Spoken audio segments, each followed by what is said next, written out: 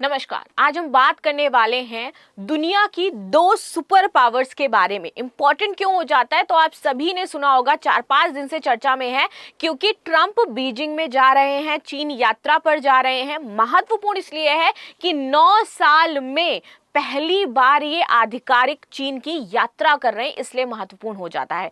इसलिए भी महत्वपूर्ण हो जाता है क्योंकि पूरी दुनिया जानती है कि इन दोनों के बीच में कितनी ज्यादा टेंशन हमेशा क्रिएट रहती है, कैसे पूरा एक्सेलेरेशन खींचातानी मचा रहता है यहाँ पर। तो चलिए इसी के बारे में डिटेल में जानेंगे। और सबसे इंपॉर्टेंट चीज कि हम इसको डिस्कस क्यों कर रहे हैं, क्योंकि आपको तो पता ही चल गया है कि भैया आधिकारिक यात्रा है, लेकिन चाइना ने पहले ही चेता दिया है कि देखो हमारे यहाँ आ तो रहे हो, लेकिन हमसे इन 4 मुद्दों के बारे में हमारी और आपकी कोई बातचीत नहीं होगी। यानी कि दुनिया को जितना अजम्पशन अभी हम लोग कर रहे थे ना कि ताइवान मुद्दे पर बातचीत हो सकती है, अन्य मुद्दों पर बातचीत हो सकती है, उसने पहले ही कह दिया आपके लिए हम एक रेड लाइन खींच रहे हैं 4 पॉइंट्स में, और ये रेड लाइन आप क्रॉस नहीं करेंगे। आप भले ही आए, आपका हम स्वागत करते हैं, लेकिन you don't have to cross these 4 lines. यहां पर ये बात आ जाती है, तो चलिए समझ लेते हैं।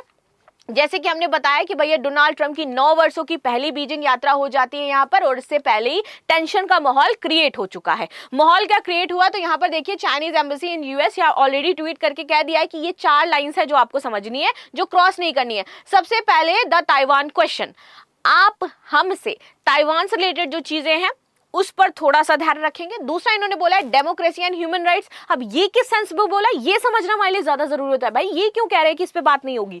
तीसरा कह रहा है paths and the political systems, इस पर आपको नहीं छेड़ना है। और चौथा बोला है चाइनीज डेवलपमेंट राइट्स। ये 4 पॉइंट्स हैं, ये 4 सीमा रेखा है भैया, जो आपको नहीं लागनी है भले ही आप आ रहे हो। चलिए सबसे आगे और आगे बढ़ते हैं इंपॉर्टेंट चीज में, वो हो जाता है, आप सभी को पता है कि भैया हॉर्मुज स्ट्रेट पर इस तरीके से जहाज रुके हुए हैं, ओपन नहीं हो पा रहा है, दुनिया में टेंशन क्रिएट हो रही है और पूरा का पूरा ठीकरा यूएस के ऊपर इसका फोड़ा जा रहा है। ठीक है, अब यहां पर सबसे इंपॉर्टेंट कि ये लोग कह रहे हैं कि भाई शायद ये ईरान वॉर से संबंधित ये वार्ता हो सकती है, यानी कि डायरेक्ट मीडिएशन यहां पर अब चाइना का देखने को मिलेगा। मीडिएशन यहां पर एक बार पाकिस्तान ने करा दिया, और पाकिस्तान ने कैसा मीडिएशन कराया वो आप सभी को पता है। एक तरफ यहां पर मीडिएशन करा रहे थे, दूसरी तरफ क्या कर रहे थे, अपना बेस इस्तेमाल करने के लिए दे रहे थे ईरान को। तो यूएस ने कह दिया अब तो हम री असेसमेंट करेंगे आपके मीडिएशन का, हमें तो भरोसा नहीं है। बैकिंग हमें भी पता था पीछे से चाइना कर रहा था इस पूरे मुद्दे में। अब चाइना फाइनली फ्रंट पे आकर के मीडिएशन करवा सकता है, और ये बहुत बड़ा रोल होगा यहाँ पर चाइना का। रीजन क्यों है, हम ऐसा क्यों कर रहे हैं कि चाइना ही मीडिएशन करा सकता है, तो इसको भी हम समझेंगे। आगे बढ़ते हैं। यहाँ पर जो ताइवान मुद्दा हो जाता है, इन्होंने फर्स्ट पॉइंट बोला है ना कि ताइवान पर कोई बातचीत नहीं होगी। क्यों नहीं होगी उसको हम समझते हैं, और कैसे ये कनेक्शन एक दूसरे से जुड़ा हुआ है। आगे आते हैं। ताइवान को लेकर उन्होंने बोला है क्योंकि चाइना मानता है कि भैया ये हमारा अभिन्न हिस्सा है, और अगर आप वन चाइना पॉलिसी के तहत हमारे राजनयिक संबंध स्थापित हुए हैं और आप हमारे यहाँ पर विजिट कर रहे हो, तो आप फिर कोई भी ऐसा मुद्दा उठा ही नहीं सकते हो, क्योंकि आपने पहले ही वन चाइना पॉलिसी हमारी मान ली है, तभी हमारे आपके संबंध हैं। तो जब आप वो चीज मान चुके हो तो ऐसा कोई मुद्दा है नहीं, तो उस पर बातचीत हो नहीं सकती है। चाइना का कहना है कि भाई ताइवान हमारा पार्ट है, हम चाहे उसको जैसे भी रखें, हम कभी भी उस पर हमला कर सकते हैं, हम अपने अधिकार क्षेत्र में लेने के लिए कोई भी कार्रवाई कर सकते हैं, लेकिन आप इसमें कुछ भी नहीं करेंगे। इसी बीच ताइवान ने दावा भी किया था कि 6 से 13 मई के बीच चीन ने 72 सैन्य विमान और 59 नौसैनिक पोते उसके ऊपर तैनात कर दी थी। यानी कि पहले ही वो धीरे धीरे स्ट्रैटेजी बना रहा है, और हमें पता है कि रशिया के साथ उसका एक डॉक्यूमेंट 500 पेजेस का रिलीज हुआ था, जिसमें कहा जा रहा था कि 2027-28 तक वो क्या करेगा, ताइवान पर हमला करेगा। तो अब बेचारा ताइवान यहाँ पर टेंशन में है कि हो क्या सकता है। अब आते हैं दूसरा, ये जो आपको लोकतंत्र और मानवाधिकार वाला पॉइंट है ना, ये उसने क्यों बोला, आपके माइंड में आना चाहिए, और नहीं आया तो अब समझ लो। ये इसलिए बोला क्योंकि उइगर मुसलमानों का मुद्दा उठाया जाता है बार बार कि आप क्या कर रहे हो, गलत कर रहे हो, मुसलमानों के साथ उनका दमन कर रहे हो, उनके साथ अच्छा व्यवहार नहीं कर रहे हो। We are a people destroyed, why Uyghur Muslim across China are living in fear. इससे रिलेटेड बातें कही गई हैं कि हम क्या और पॉलिसीज अपने नेशन में अपना रहे हैं, हम कैसे लोगों का दमन कर रहे हैं, क्या कर रहे हैं, आपका इससे कोई संबंध नहीं हो जाता है, इस पर आप हमसे कोई भी बातचीत नहीं करेंगे। अब आगे आ जाते हैं। दूसरा यहाँ पर इन्होंने क्या बोला है, चीन की राजनीतिक व्यवस्था। इनका कहना है कि हमारे यहाँ पर कम्युनिस्ट पार्टी है, हमारी पार्टी से रिलेटेड हम कब तक सत्ता में रहेंगे नहीं रहेंगे, उसमें कोई बदलाव होना चाहिए, हमारा डिक्टेटरशिप हो जाता है। ये हमारी राष्ट्रीय स्थिरता का आधार है। आप इससे संबंधित ना ही कोई हम बाहरी दबाव झेलेंगे, ना ही कोई हम आलोचना सुनेंगे, ये हमें बर्दाश्त नहीं है, इसके बारे में आप बात नहीं करेंगे। विकास का अधिकार, ये सबसे इंपॉर्टेंट है। मतलब पहले ही देखो जो माइंडसेट है, ये जानता है चाइना की किस माइंडसेट से ट्रंप आएंगे, यहां पर पहले से ही जानता है। और यहां पर ट्रंप ने भी अपना माइंडसेट पहले से जाहिर भी कर दिया कि हम क्यों विजिट कर रहे हैं। तो यहां पर चाइना ने बोला देखो चौथा जो रेड लाइन है ना आपका, वो ये हो जाता है कि हम किसको आरईडीज दें, किसको हम सामान बेचें, किससे हम सामान खरीदें। जैसे तुम सेंक्शन लगाते रहते हो, रशिया के ऊपर सेंक्शन लगा दिया कि भैया ऑयल मत खरीदो, अब हमसे मत कहो आकर के कि हम उससे ऑयल खरीदे नहीं खरीदे। अब तुम ईरान का मुद्दा लेकर के आओगे, ईरान सबसे ज्यादा ऑयल परचेस कौन करता है, चाइना करता है। अब तुम कहो कि ईरान से परचेस करना बंद कर दो, हम नहीं मानेंगे आपकी बात। मतलब इसने कह दिया है इनडायरेक्टली और डायरेक्टली भी बोला है कि हमारी सप्लाई चेन कैसी है, उस पर आप कोई दबाव नहीं बनाओगे, हमारा चिप निर्यात, तकनीकी प्रतिबंध, इससे रिलेटेड हम कोई भी बातचीत आपसे नहीं करेंगे। तो फिर जा क्यों रहे हो, आओ और घूमो चाइना और वापस चले जाओ, ये आपको करना है। यानी कि हमारी आर्थिक प्रगति में अगर आपकी कोई भी बात बाधा बन रही होगी तो हम उसको नहीं मानेंगे। ये क्लियर एंड कट पहले ही 4 चीजें बता दी गई हैं चाइना के द्वारा। अब ये मान रहे हो तो तुम्हारा वेलकम है, नहीं तो वही डोर से वापस चले जाना। ये सबसे ज्यादा इंपॉर्टेंट है। और इन सारी चीजों में बेचारा हमारा भारत कहां खड़ा होगा, क्या इसमें टेंशन का इंडिया को टेंशन लेने की जरूरत है, नहीं है, क्या चीजें हो जाती हैं, इस पर भी बातचीत करेंगे। अब देखो यहां पर ये जो कह रहे हैं ना कि भाई आप ताइवान के मुद्दे पर मत बोलना, तो यूएस कहेगा ठीक है, यूएस तो किसी भी करवट बैठ सकता है ना। अभी आज की खबर है, यूएस ने as a 51th nation Venezuela को अपने मैप में दिखाया है, और यही वो करना चाह रहे थे, ये उन्होंने कर दिया। ठीक है, मादुरो को उठाया था, किस लिए उठाया था, एनर्जी के लिए। वेनेजुएला को अपने इसमें शामिल कर लिया इन्होंने। अब देखो ये चाइना से कहेंगे क्या, चाइना से कहेंगे देखो भैया हम अपना राज्य संभाल रहे हैं, तुम अपना राज्य संभालो, हम अपने यहाँ पर अपनी विस्तारवादी नीति संभाल रहे हैं, तुम अपनी विस्तारवादी नीति संभालो, क्योंकि हमने मान लिया है कि आप दुनिया की 2nd सुपर पावर हैं। ये यूएस का स्टेटमेंट है, और आपको मैं दिखाऊंगी कहाँ लिखा हुआ है यूएस का स्टेटमेंट ये। ठीक है, इधर आइए, जो मैंने बोला ना कि ये मानते हैं कि भैया आप क्या है, 2nd सुपर पावर हो जाते हैं, ये हमने ऑलरेडी कह दिया है, और इसलिए हम चाहते हैं कि आप भैया आए और हमसे बातचीत करें इस नेशन के बारे में। नेक्स्ट एक सेकेंड, यहीं पे पीछे मैंने कहीं खबर लगाई है, ये वाली आपको दिख ही जाएगा कहां पर लगी है। चलो आगे बढ़ते हैं, खबर हम लोग देख ही लेंगे। ये 51 नेशन पे आते हैं। तो अब यहाँ पर क्या है कि आप अपने क्षेत्र पे राज करो, हम अपने क्षेत्र पर राज कर रहे हैं। हम यहाँ पर, आप रशिया के थ्रू कोई भी प्रॉब्लम यहाँ पे मत क्रिएट करो। अगर हम क्यूबा, जैसे रशिया क्या करता है, हम क्यूबा को कह रहे हैं कि भैया पूरी तरीके से आर्थिक तौर पर कट करना चाह रहे हैं, रशिया क्यूबा में ऑयल भेज देता है, रशिया क्यूबा में सामान भेज देता है। हम ग्रीनलैंड पर अधिकार की बात करते हैं, हम अन्य क्षेत्रों पर अधिकार की बात करते हैं। तो हम क्या कर रहे हैं, सिंपल सी बात है, रशिया भी है बीच में हमारे, आप रशिया के थ्रू हमारे यहाँ पर कोई टेंशन क्रिएट मत करो, हम आपके यहाँ पर टेंशन क्रिएट नहीं करेंगे, हम अपना अपना क्षेत्र लेते हैं। यूक्रेन में भी, यूक्रेन इशू में भी वो पीछे नजर होते हुए आए, क्यों, क्योंकि उनको पता है कि हमारे लिए जरूरी क्या हो जाता है। रशिया से भी वो अपने संबंधों को अच्छे चाहते हैं कि हाँ भैया तुमको जितना यूक्रेन का पार्ट चाहिए तुम ले लो, हम नहीं बीच में आएंगे। हम जो लेकिन कर रहे हैं हमें वो करने दो, हमें भी मत रोको तुम। मतलब तुम जहां कब्जा करो वहां तुम कब्जा करो, जहां हम कब्जा करें वहां पे हम कब्जा करें, जहां चाइना कब्जा करना चाहता है वहां पे चाइना कब्जा करे। हम तीनों एक दूसरे में कुछ नहीं बोलेंगे, और हम ऐसा ही चाहते थे। और ट्रंप ने ये कहा भी है कि मैं जो कमजोर नेशन है उनके साथ नहीं रहना चाहता हूं, मैं जो पावरफुल नेशन है उनके साथ रहना चाहता हूं, और उससे ही दुनिया पे हम राज कर सकते हैं। हमें पावरफुल देशों की जरूरत है, ना कि कमजोर देशों की। और इसीलिए इन्होंने देखा भी होगा, आपने 66 ऑर्गेनाइजेशन से क्विट कर दिया था, जितना भी ह्यूमैनिटेरियन एड पहुंचा रहे थे ये सब खत्म कर दिया था। इनका कहना था कि इससे अमेरिका ग्रेट नहीं बनेगा, इससे अमेरिका की जो इकोनॉमी है वो डाउन हो रही है, और हमें चाहिए पावरफुल नेशन, और उनसे हम अपने संबंधों को बेहतर करेंगे। और ये वो स्टेप्स हैं जिसको अब वो फॉलो कर रहे हैं बेहतर करने के लिए। नाउ आगे बढ़ते। तो जब हर कोई अपने अपना क्षेत्र ले ही रहा है, कब्जा कर ही रहा है, तो मुझे लगता है इंडिया के लिए ये सही समय है कि इसको भी पीओके को कंट्रोल कर ही लेना चाहिए, कि तुम भी पीओके पर अपना अधिकार जमा लो, हम भी कुछ नहीं कहेंगे। ऐसी कोई डील फाइनलाइज हो जाए तो मुझे लगता है ज्यादा अच्छा है। चलिए अब देखो, यहाँ पर वार्ता में सबसे इंपॉर्टेंट जो मुद्दा रहने वाला है वो ईरान और हॉर्मुज संकट रहने वाला है। ट्रंप ने सब कुछ करके देख लिया, लेकिन मामला शांत नहीं हो रहा है। लेकिन ट्रंप को पूरा भरोसा है कि चाइना इस मामले को शांत कर सकता है, क्योंकि चाइना और ईरान आपस में नजदीकी हो जाते हैं, इसीलिए गया है अब कि भैया देखो हम भी सुपर पावर है, हमारी लाज रख लो, अगर हम तुमको सेकंड सुपर पावर मान रहे हैं तो इज्जत बची रहनी चाहिए हमारी, ठीक है, इसलिए आप ये काम कर लो।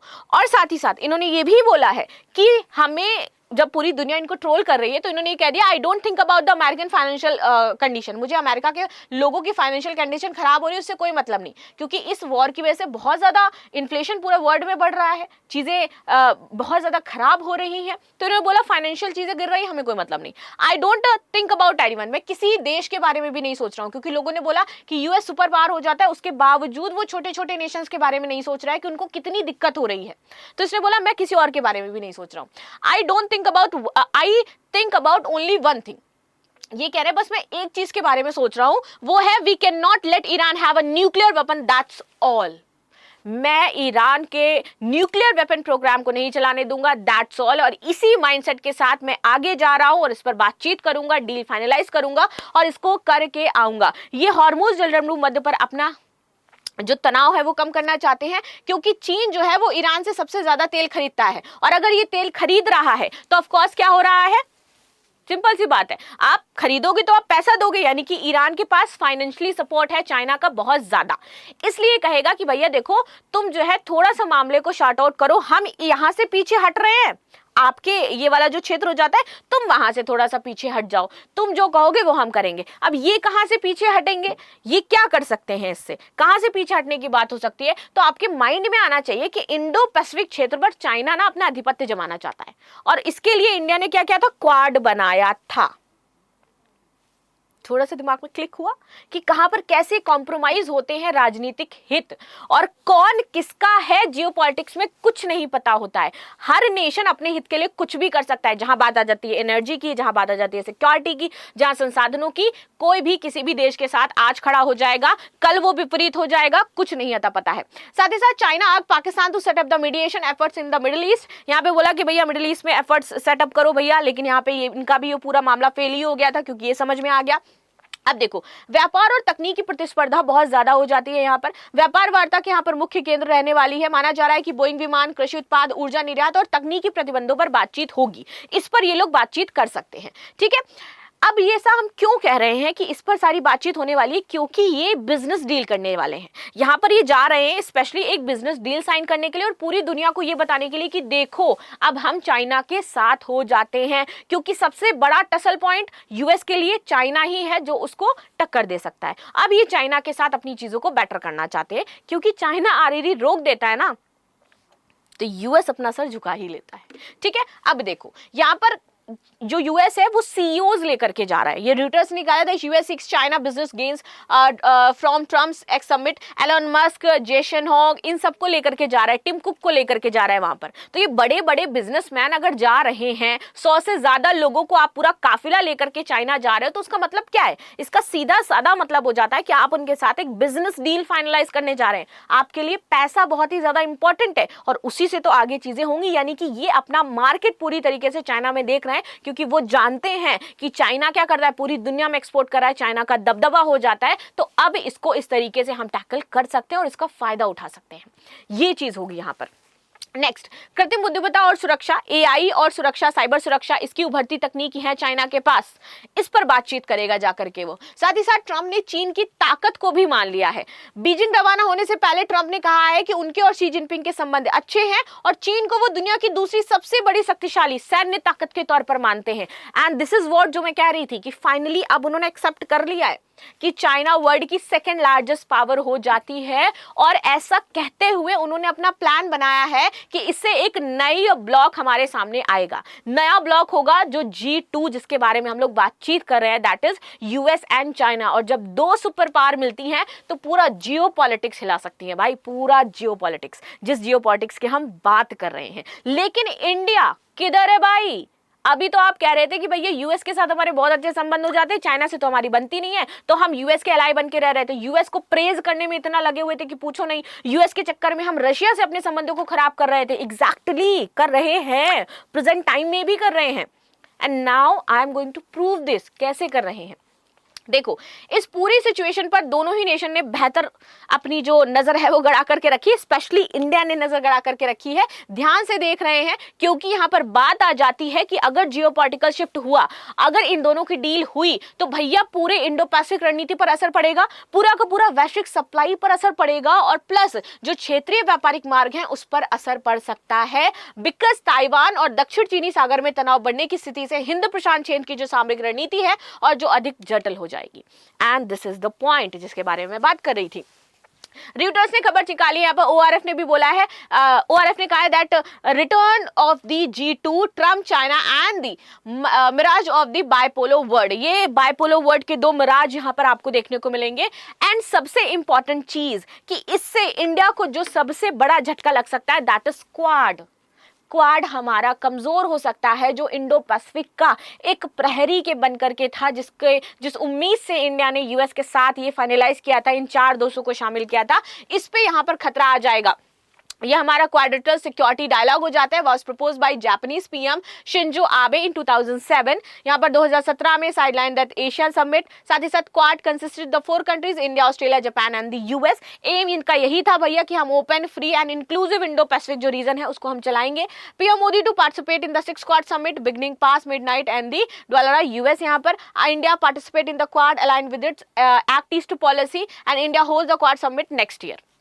तो ये अभी क्वाड का पूरा सीन चल रहा है। तो यहाँ पर मान लीजिए कि अगर ये कोई भी डील फाइनलाइज करते तो कुछ ना कुछ कॉम्प्रोमाइज करेंगे, तो फिर यहाँ पे कहेंगे देखो हम क्वाड को कमजोर कर देंगे, हम यहाँ से पीछे हट जाते हैं, तुम वहां से स्ट्रेट ऑफ हॉर्मुज से पीछे हट जाओ। तो बहुत बड़ा एक की रोल प्ले कर सकता है इंडिया इस मीटिंग में, और ऐसी बातचीत ना हो इंडिया को लेकर के पॉसिबल ही नहीं है। बिकॉज एक पॉइंट तो आपने मिस ही कर दिया, this was the Malacca strait, Malacca dilemma जिसके बारे में हम बात करते हैं भैया, क्योंकि अंडमान पर क्या कर रहा है इंडिया, अपने कमान बना रहा है, सैन्य कमान बना रहा है। सैन्य कमान बनाने का मतलब ये कि हमारे पास डायरेक्ट एक्सेस हो जाता है वहां से स्ट्रेट ऑफ हॉर्मुज को, जो मलक्का है उसको ब्लॉक करने का, अपना खुद का स्ट्रेट ऑफ हॉर्मुज बनाने का, यानी कि उसको हम ब्लॉक कर सकते हैं। इस तरीके से हम चाइना को टैकल कर सकते थे। और अभी कुछ दिनों पहले से ही अचानक से पता नहीं यूएस को क्या हुआ है कि वो ये कह रहा है कि भैया हमें आपका अंडमान निकोबार जो क्षेत्र है उस पर थोड़ा सा एक्सेस चाहिए। यूएस लेना चाहता है इंडिया का जो अंडमान और निकोबार द्वीप समूह है, लेकिन इंडिया इसके लिए रेडी नहीं है। अब आप डॉट्स कनेक्ट करो कि कहां पर कॉम्प्रोमाइज होगा और क्यों इंडिया चिंतित है इसको लेकर के। बिकॉज आप जाने से पहले प्रपोजल देते हो यहां पर, और वहां से सीधा सीधा जो पॉइंट है वो स्ट्रेट ऑफ मलक्का का हो जाता है। इंडिया के पास एक लौता ऐसा स्ट्रैटेजिक पॉइंट जहां से वो डायरेक्ट टैकल कर सकता है चाइना को, क्योंकि स्ट्रेट ऑफ मलक्का से चाइना का 90% व्यापार गुजरता है। And that's why this is important. Plus इससे क्या होगा कि भैया साउथ चाइना सी पे तो हम देख ही रहे हैं किस तरीके से इन्होंने बना रखा है। विवाद के केंद्र भी यहाँ पर 3 है, जो आए दिन यहाँ पर लड़ाई वगैरह होती रहती है, तो ये अपना आधिपत्य जमाता रहता है। यहाँ पर भी एक तरीके से दिक्कत है और इंडो पैसिफिक में भी ये दिक्कत क्रिएट कर देंगे। अब यहाँ पर इंडिया क्या कर सकता है, रशिया से बातचीत कर सकता है चीजों को लेकर के, उसको बेटर कर सकता है, अपना नया एक तरीके से G2 बना सकता है। नाउ अब देखो, जैसे मैंने आपको बताया था कि हम तो क्या लगे रहते हैं, यूएस एक तरीके से हमारी पीठ पर छुरा भोंकर, जो हमेशा उसने भोंका भी है, जैसे पाकिस्तान के साथ मिलकर के किया, वैसे अभी चाइना के साथ मिलकर के हमारे साथ कर सकता है। और हम क्या यूएस को खुश करने के चक्कर में उसका पूरा का पूरा जो एलएनजी का व्हीकल था, लगभग लाइक 8 लाख बिलियन के आसपास का उसमें आ रहा था एलएनजी, हम वो वापस कर दे रहे हैं। हमें नहीं चाहिए। रशिया अपने मंत्री भेज रहा है हरदीपुरी से बातचीत करने के लिए कि आप हमसे एलएनजी ले लो, हम आपको देना चाहते हैं, हेल्प करना चाहते हैं। इंडिया कह रहा है नहीं भैया हमें नहीं चाहिए आपकी एलएनजी। क्यों? क्योंकि इससे हम यूएस को खुश करेंगे। And this is the news, 16 घंटे पहले की न्यूज है that India decline Russia LNG under section takes continue. अब आप बताइए, हम चाहते हैं कि यूएस हमसे खुश रहे, और यूएस क्या कर रहा है, यूएस हमारे पीठ में छुरी भोंक रहा है। तो क्या ये इंडिया वाकई सही कर रहा है कि धीरे धीरे रशिया के साथ अपने संबंधों को ऐसा करने में उसको क्या मिलेगा? रशिया ही एक ओनली कंट्री है जिसके थ्रू वो चाइना और यूएस दोनों को संभाल सकता है, और ऐसा इंडिया को करना भी चाहिए। तो इस पर आपकी क्या राय हो जाती है मुझे जरूर बताइएगा। मिलते हैं नेक्स्ट क्लास में, तब तक के लिए धन्यवाद। और ये जो जियोपॉलिटिकल शिफ्ट आएगा आफ्टर मीटिंग, वो कैसा रहने वाला है, and this is the game changer. और इंडिया अब इसमें क्या कर सकता है, इंडिया की क्या स्टेप्स होंगे, so please let me know in the comment section. मिलते हैं नेक्स्ट क्लास में, तब तक के लिए धन्यवाद। लाइक शेयर सब्सक्राइब करना बिल्कुल भी ना भूलें, and thank you so much.